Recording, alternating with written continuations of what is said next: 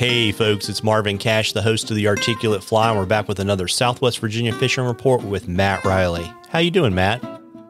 I'm doing great, Marvin. How are you? Just trying to stay out of trouble as always. I hope you didn't wash away last week. No, well, we almost did on Saturday. We were out on, I think was probably the one of the only days, sort of after the river came down and cleared up to a decent level.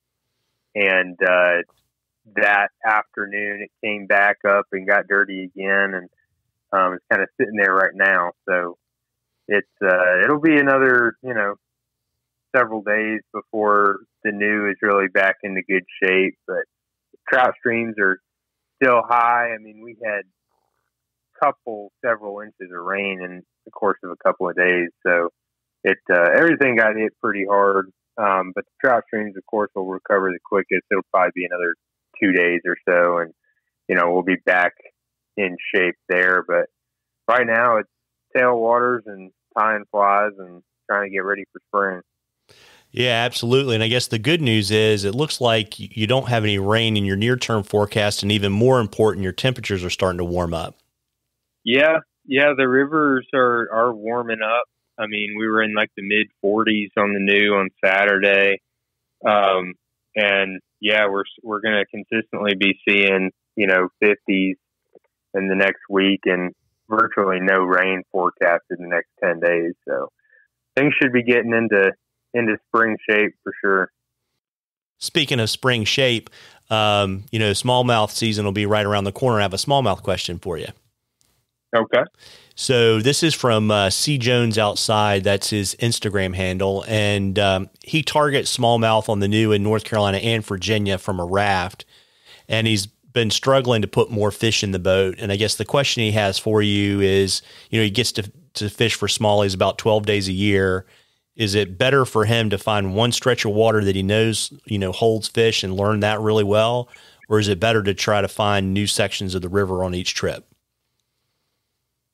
I would certainly say, I'm all about exploring the river and trying to learn it as best you can. But I would honestly say with limited time, it's going to take you a lot longer.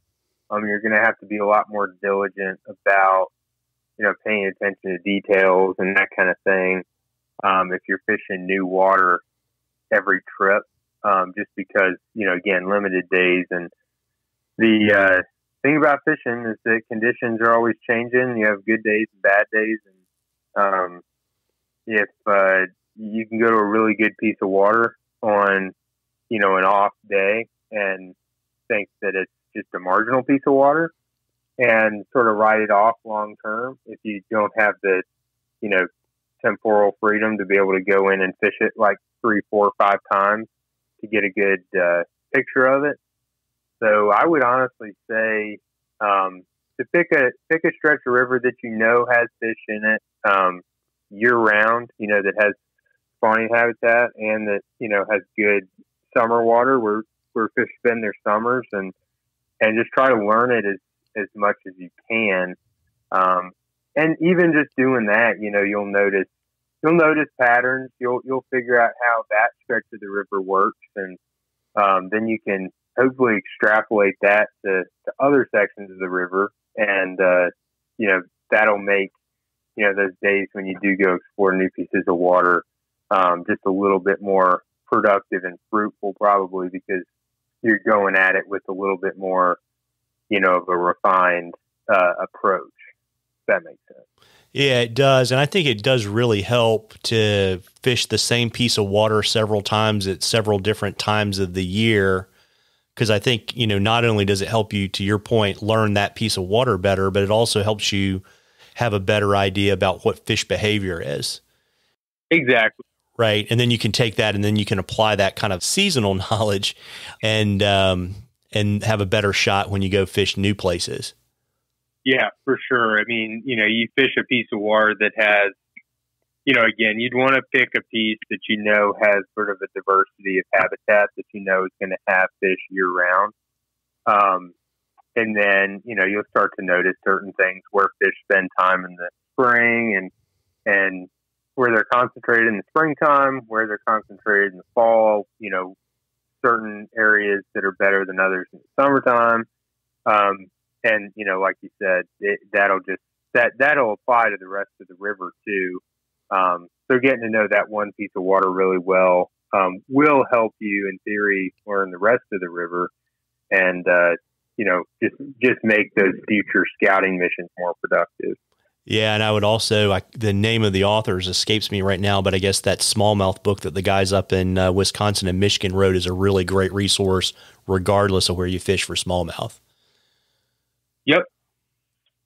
So, well, it's not a fishing report with you, Matt, if you don't tell us what you're writing for the Rural Virginian.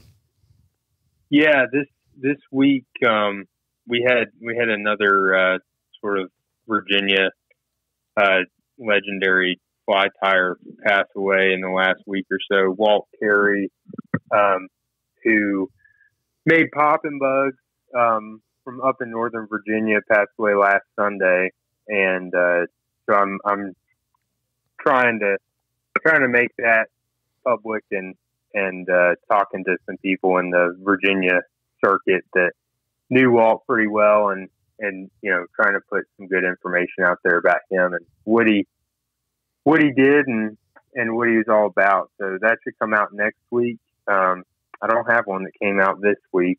Been getting busier as things are getting warmer here, but that one will certainly come out next week, and I hope it can do some justice. Yeah, absolutely. Yeah, you were saying you're kind of getting ready to jump off the guiding cliff here in the next day or so. Yeah, man, it's coming. I thought I was safe because it was February, but March comes after February, and somehow I managed to book most days in March, and then it'll be April and the rest of spring and summer, and it'll be winter again before we know it. Yeah, and you'll be squirrel hunting and deer hunting and everything. Yep. Well, listen, before I let you hop, why don't you let folks know where they can find you so they can book you and fish with you this season?